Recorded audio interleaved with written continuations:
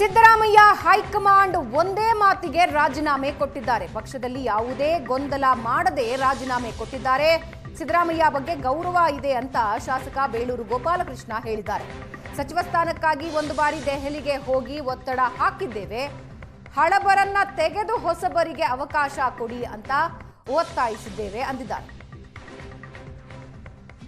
ನಮ್ಮ ಜೊತೆ ಮಾತನಾಡೋದಕ್ಕೆ ಕಾಂಗ್ರೆಸ್ ಪಕ್ಷದ ಹಿರಿಯ ಶಾಸಕ ಬೇಳೂರು ಗೋಪಾಲಕೃಷ್ಣ ಅವರಿದ್ದಾರೆ. ನಾನು ಅವ್ರನ್ನೇ ಮಾತನಾಡಿಸ್ತಾ ಹೋಗ್ತೀನಿ. ಸರ್, ಸಿದ್ದರಾಮಯ್ಯನವರು ರಾಜೀನಾಮೆಯನ್ನ ಕೊಟ್ಟರು. ಹೊಸ ಸಿಎಂ ಆಗಿ ಡಿ ಕೆ ಶಿವಕುಮಾರ್ ಅವರು ಪ್ರಮಾಣ ವಚನವನ್ನ ಸ್ವೀಕಾರ ಮಾಡ್ತಾ ಇದ್ದಾರೆ. ಅಲ್ಲ ನೋಡಿ, ನಮ್ಮ ಮಾನ್ಯ ಮುಖ್ಯಮಂತ್ರಿಗಳಾದಂಥ ಸಿದ್ದರಾಮಯ್ಯ ಅವರು ಈ ರಾಜ್ಯ ಕಂಡಂತೆ ಪ್ರಬಲವಾದಂಥ ನಮ್ಮ ಕಾಂಗ್ರೆಸ್ ಪಕ್ಷದ ಲೀಡರ್ ಆಗಿದ್ದರು. ಬಹುಶಃ ಹಿಂದೆ 5 ವರ್ಷ ಮುಖ್ಯಮಂತ್ರಿಯಾಗಿ ಆನಂತರ 3 ವರ್ಷ ಮುಖ್ಯಮಂತ್ರಿಯಾಗಿ ಹೈಕಮಾಂಡ್ ಏನು ಒಂದು ಮಾತಿಗೆ ಇವತ್ತು ಅವರು ರಾಜೀನಾಮೆ ಕೊಟ್ಟಿದ್ದಾರೆ. ಪಕ್ಷದ ಯಾವುದೇ ಗೊಂದಲ ಮಾಡದೇ ನೇರವಾಗಿ ರಾಜೀನಾಮೆ ಕೊಟ್ಟು ಇವತ್ತು ಅವ್ರು ಬಂದಿದ್ದಾರೆ. ಅವ್ರ ಬಗ್ಗೆ ಅಪಾರವಾದಂಥ ಗೌರವ ಇದೆ. ಯಾಕಂದ್ರೆ ನಮ್ಮ ಉದ್ದೇಶ ಅವರೇ ಅವತ್ತೇ ಹೇಳ್ತಿದ್ರು. ಏನು ಹೇಳ್ತಿದ್ರು? ಹೈಕಮಾಂಡ್ ಒಂದು ಮಾತು ಹೇಳಿದರೆ ನಾಳೆನೇ ನಾನು ರಾಜೀನಾಮೆ ಕೊಡ್ತೀನಿ ಅಂತ ಹೇಳಿದ್ದಾರೆ. ಅದನ್ನು ಮಾಡಿದ್ದಾರೆ. ಹಾಗಾಗಿ ಅವ್ರ ಬಗ್ಗೆ ಅಪಾರವಾದಂಥ ನಮ್ಮ ಪಕ್ಷದ ಎಲ್ಲರಿಗೂ ನಾವು ಗೌರವ ಇದೆ. ಹಾಗಾಗಿ ಅವರು ರಾಜಕೀಯದಲ್ಲಿ ಹೀಗೆ ಇರಬೇಕನ್ನೋ ನಮ್ಮ ಆಸೆ. ಸರ್, ಈಗ ಡಿ ಕೆ ಶಿವಕುಮಾರ್ ಅವರು ಸಿಎಂ ಆಗಿ ಪ್ರಮಾಣ ವಚನವನ್ನ ಸ್ವೀಕಾರ ಮಾಡ್ತಾ ಇದ್ದಾರೆ.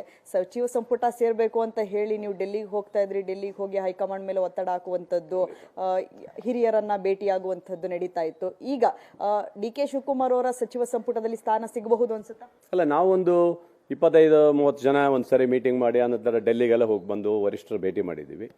ನಾವು ನಮ್ಮೆಲ್ಲ ಒಪಿನಿಯನ್ ಒಂದೇ, ಹಳಬರಿಗೆಲ್ಲ ತೆಗೆದುಬಿಟ್ಟು ನಮಗೆ ಹೊಸಬರಿಗೆ ಅವಕಾಶ ಕೊಡಿ. ಎಲ್ರಿಗೂ ಅಲ್ಲ, ಒಂದು 20 ಜನರಿಗೆ ಅವಕಾಶ ಕೊಡಿ ಅಂತ. 30 ಜನರೆಲ್ಲ ಎಲ್ಲರೂ ಮಂತ್ರಿ ಆಗಬೇಕನ್ನೋದು ಯಾವುದೂ ಇರಲಿಲ್ಲ.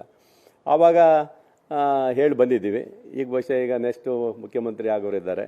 ಅದ ನಂತರ ಏನಂತ ನಿರ್ಧಾರ ಮಾಡ್ತೀವಿ. ಸರ್, ಡಿ ಕೆ ಶಿವಕುಮಾರ್ ಅವರನ್ನ ನೆನೆ ಭೇಟಿಯಾಗಿದ್ರಿ ಅವರ ನಿವಾಸದಲ್ಲಿ. ನೀನೇನಾದ್ರೂ ನಿಮ್ಮ ಇಂಗಿತವನ್ನ ವ್ಯಕ್ತಪಡಿಸಿದ್ರ? ಇದ್ದೀವಿ. ಮೊನ್ನೆಯಿಂದ ಡೆಲ್ಲಿಯಲ್ಲೂ ಅವ್ರ ಜೊತೆಗೆ ಇದ್ದೆ.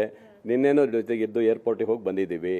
ತುಂಬ ಖುಷಿಯಾಗಿ ಹೋಗಿದ್ದಾರೆ. ಅವ್ರು ಬಂದು ಮುಂದಿನ ದಿನದಲ್ಲಿ ಏನಾಗಬೇಕು ಅನ್ನೋ ನಿರ್ಧಾರ ಮಾಡ್ತಾರೆ. ಖಂಡಿತವಾಗಿಯೂ ಒಂದು ಭರವಸೆ ಇದೆ ನಮಗೆಲ್ಲರೂ. ಯಾಕಂದ್ರೆ ನಾನು ಸಹ 3 ಸಾರಿ